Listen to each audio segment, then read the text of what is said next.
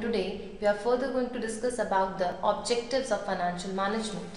As I have told you in my last lecture that the role of financial manager, it's not just about the procurement of funds, but it's also about the effective utilization of funds. And the main aim behind the effective utilization of funds is that to use the funds in such a way so that the value of the firm is maximized and the earning of the funds is maximized.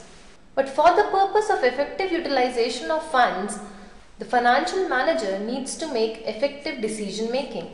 While taking different decisions in the organization, the firm faces various kinds of alternatives, and among various alternatives, the financial manager needs to choose just one alternative. And for the purpose of choosing one alternative, the financial manager needs to get involved into effective decision making. And for the purpose of effective decision making, every financial manager needs to know about the objectives of financial management. That is why objectives of financial management plays a very efficient role in making effective decision making so that we can use our funds effectively and the funds can be used such that the organization will be able to earn more profits so that they can easily cover up the costs of the business. Now let's further move towards the objectives of financial management. The objectives of financial management are divided into two parts, wherein the number one is profit maximization and the second one is wealth maximization. The objectives of every business firm changes from one organization to other. That's why the objective of financial management can also differ from one organization to another. But the objectives of financial management goes hand in hand with the objective of every business concern. Now let's talk about the profit maximization. Profit earning is termed as the main aim of every economic activity, and the business being an economic institution, that's why the profit earning is termed as a very important activity in every business organization. Every business concern needs profit so that it can cover its costs. It also needs profit so that the business can go for expansion or maybe diversification. Since profit earning is termed as the main aim of every economic activity, that's why obviously profit maximization is an important objective of every financial management. Profit maximization is considered as the traditional or the narrow approach which aims at maximizing the profits of the business concern. If an organization treats profit maximization as the basic objective of the business concern, then he should go for each and every possible activities whereby he can earn more and more profits. Now let's talk about certain favorable arguments for the profit maximization. The first point is that the profit maximization is treated as the barometer for measuring efficiency. The efficiency of every business organization is measured with the profit maximization. That's why profit maximization is treated as the barometer so that they can measure the basic efficiency of every business concern. Because in the life cycle of every business, the business faces various kinds of environment, like it can face recessions, depressions in the market. That's why to cover up these situations, every organization needs to have the adequate amount of profits in the organization. Now let's move toward the second point. And the second point is that the profit reduces the risk of a business concern. Sometimes the situations of a business are not favorable. That's why a firm can use its profits so that they can deal with the non-favorable conditions in the market. The next point is that the profit serves as the main source of finance. Firm can retain certain amount of profits for the purpose of expansion and diversification. That's why profit is treated as a main source of finance in an organization. Now the fourth point is that the profit helps you to meet the social needs. Certain unfavorable points are also there for the profit maximization. Let's talk about those unfavorable points. The number one is that the profit maximization will lead to exploitation of workers and consumers. An unfavorable argument is being raised for the profit maximization, which says that every business concern which is being involved into profit maximization activities sometimes leads to exploitation of their workers. Now the second point is that the profit maximization creates immoral practices. The immoral practices which I am talking about in this points are the unfair activities in which the firm get involved while making profits, or maybe the unfair trade practices. Now let's move towards the third point. Now the third point is that the profit maximization creates inequalities among the stakeholders. And the stakeholders which I am talking about in this points are the consumers, the suppliers, or maybe the public shareholders.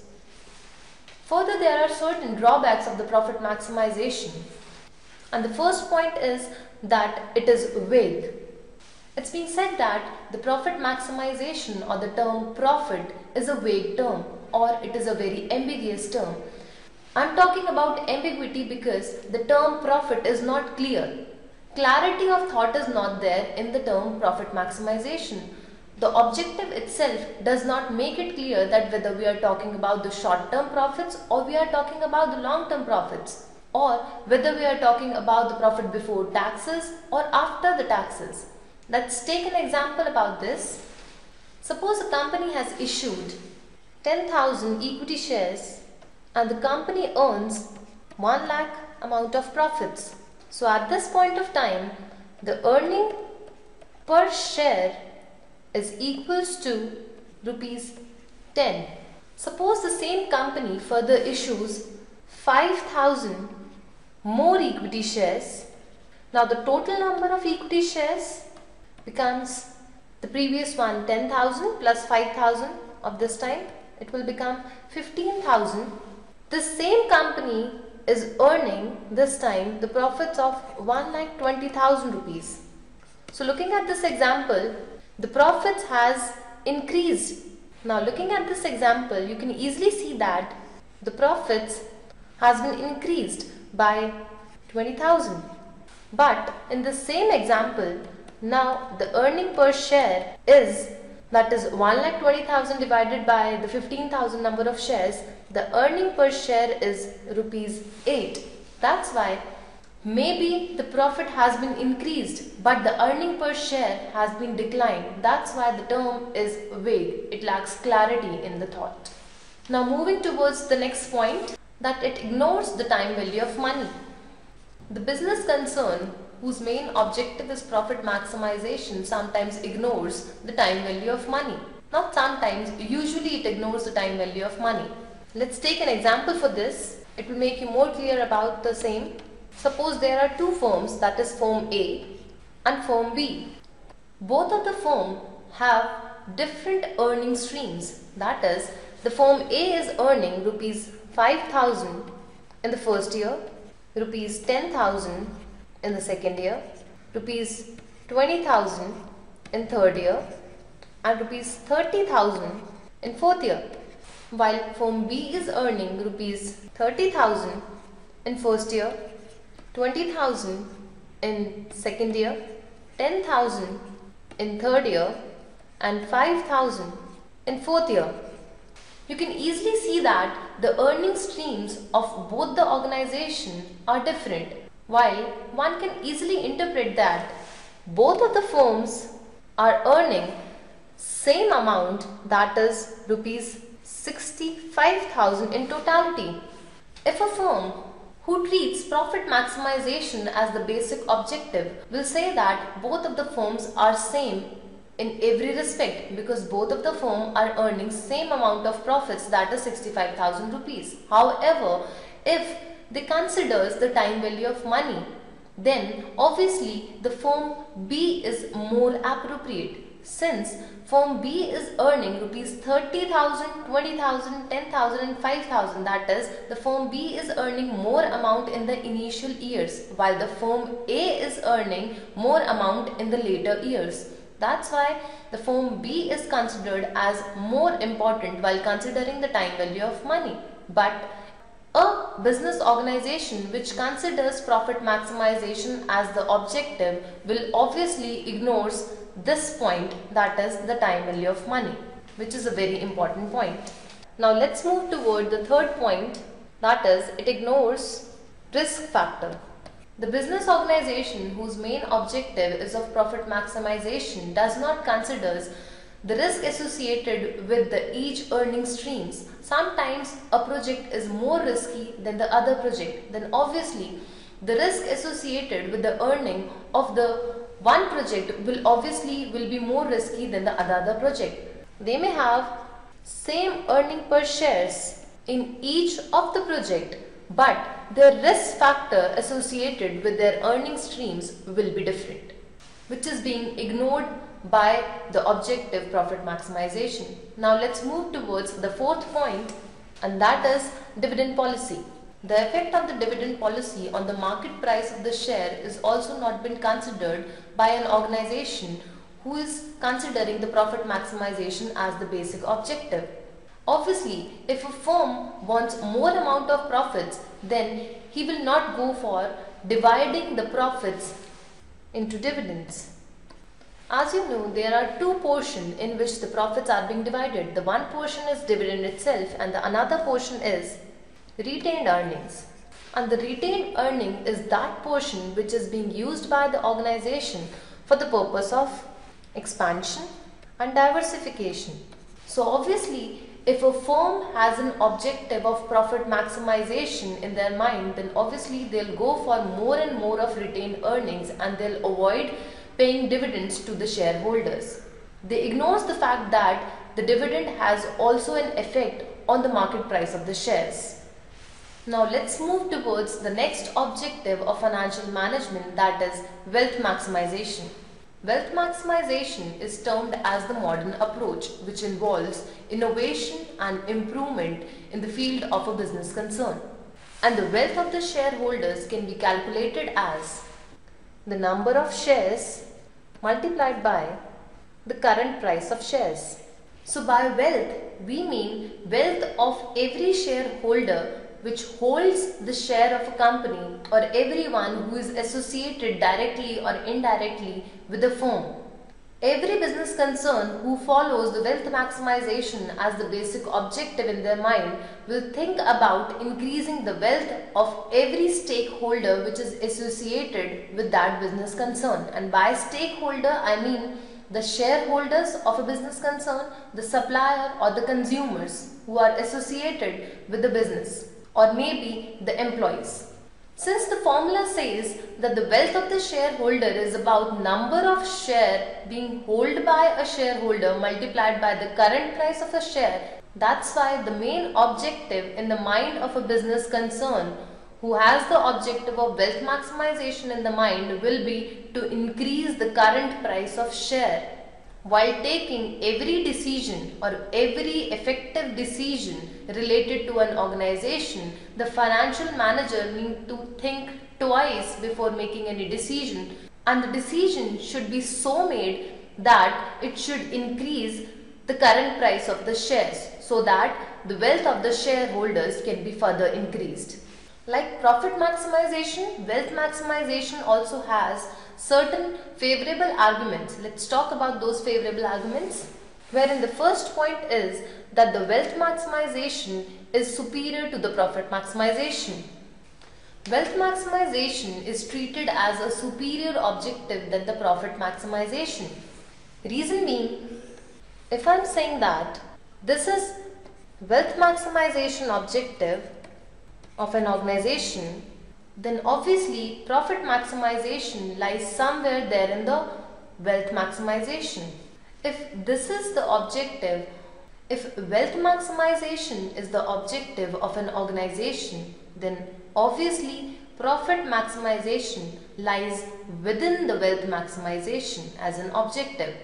Because of this, profit maximization is treated as the concealed concept of wealth maximization. Since profit maximization is treated as the concealed concept of wealth maximization, therefore, it's being said that wealth maximization is a more appropriate objective of every business concern. Therefore, it's being said that wealth maximization is superior to the profit maximization. Moving towards the second point in the favor of wealth maximization is that it provides the exact value of a business concern. As you have seen that profit maximization ignores the time value of money while making effective decision making. That is why it provides more exact value of a business concern. Moving towards the next point, that it considers both time and risk. Wealth maximization considers both of them, that is time value of money and risk, while profit maximization ignores both of them. Moving towards our next point, wealth maximization provides effective allocation of resources. And the last point is that it ensures the economic interest of the society. There may be many favorable arguments in the favor of wealth maximization, but still it has few unfavorable arguments. Let's talk about those arguments. Number one is the ultimate aim of the wealth maximization is to maximize the profits. It says the same thing which I have told you even before, that profit maximization is treated as the concealed concept of wealth maximization. That's why profit maximization cannot be treated as a different objective. What wealth maximization is talking about cannot be separated from the profit maximization itself. Moving towards our next point, the second point says that wealth maximization can be activated only with the help of profitable position of the business concern. It says that somewhere wealth maximization is also talking about the profit maximization, but the profit maximization objective is somewhere hidden in the objective of wealth maximization. Now let me give you an example which will give you a more clear picture about the wealth maximization and the profit maximization as two different objectives of a business concern. Suppose firm A has got a project in which the firm needs to invest rupees 30,000. That means 30,000 becomes the outflow of money from the business. After investing in this project, the firm will earn different streams of inflows starting from the very first year. I am drawing the number line for the same. In the first year, the firm will get rupees 5,000 at the end of the year. In the second year, the firm will get further 5,000 rupees. In the third year, firm will get another 5,000 rupees. At the end of fourth year, the firm will get 10,000 rupees. And at the end of fifth year, the firm will get another 10,000 rupees. In totality, the earning streams is equals to rupees 35,000. The firm who is considering the profit maximization as their basic objective will see this project as a profitable one. And the reason for this was 35,000 is more than 30,000. Obviously, since the firm is earning 35,000 and the firm is investing just 30,000 rupees, the firm is in a profitable position since the firm is getting a profit of 5,000 rupees. But moving towards the wealth maximization, or the firm who is considering the wealth maximization as their objective will obviously consider the time value of money and the risk perspective associated with each earning stream. While considering the 35,000 as the earning streams, the firm forgot that there must be some inflation in the given years. Let us consider that the inflation in the given years will be 10% per annum. The time value of money considers the inflation as the factor available in each of the earning streams. And before taking any decisions, we need to discount this inflation from the given earning streams. Let's discount it. That is why before taking every decision, we need to calculate, that is, what is the present value of outflows and what are the present value of inflows. Now let's calculate the present value of inflows. But before starting with it, let me give you the formula of the same. The formula says that present value is equals to the future value divided by 1 plus R. R is nothing but the rate of inflation raised to power the time. We can also call it as discount rate, and T is considered as the time. From this formula itself, you can easily calculate the formula for the future value, and the future value formula will be future value is equals to the present value multiplied by 1 plus rate of inflation raised to power time. Now let's just calculate the present value of inflows. In this project, the firm is earning rupees 5,000 after 1 year. That is why it must be ignoring the rate of inflation in that one particular year.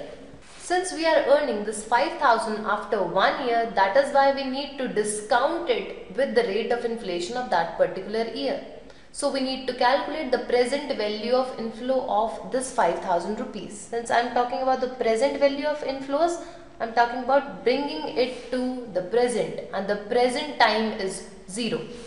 It is very easy to remember that whenever we bring back things to the point 0 or to the present, we need to divide it. And whenever we need to go in the future, we need to multiply it with the rate of inflation or the rate of interest. Now since here we are calculating the present value of inflows, I need to discount 5,000 by the rate of inflation, and the rate of inflation is 10% raised to power the time factor. Here the time was 1. Next earning stream was 5,000 at the end of second year. I need to bring it back to the point at 0. That is why I need to discount it. I need to discount it by the same rate of interest, and the time perspective here was 2, because this earning stream I am getting after the second year. Same with another earning stream, that is 5,000 of the third year. I need to discount it by the rate of inflation for 3 years. That's why we need to bring this 5,000 back to the point 0. Same goes with 10,000 which I am earning after 4th year. I need to discount it by the rate of inflation raised to power the time, and same goes with this 10,000 which I am earning after the 5 years.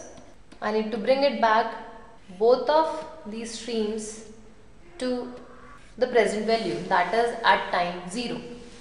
We can easily calculate it by using the calculators, but since this calculation is cumbersome, that's why you can easily calculate it by using the present value table itself.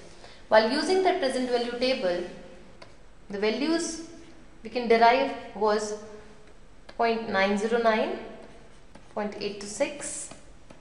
You must be wondering that why am I multiplying these value with the given streams of money. I am multiplying the same because table values are always being multiplied.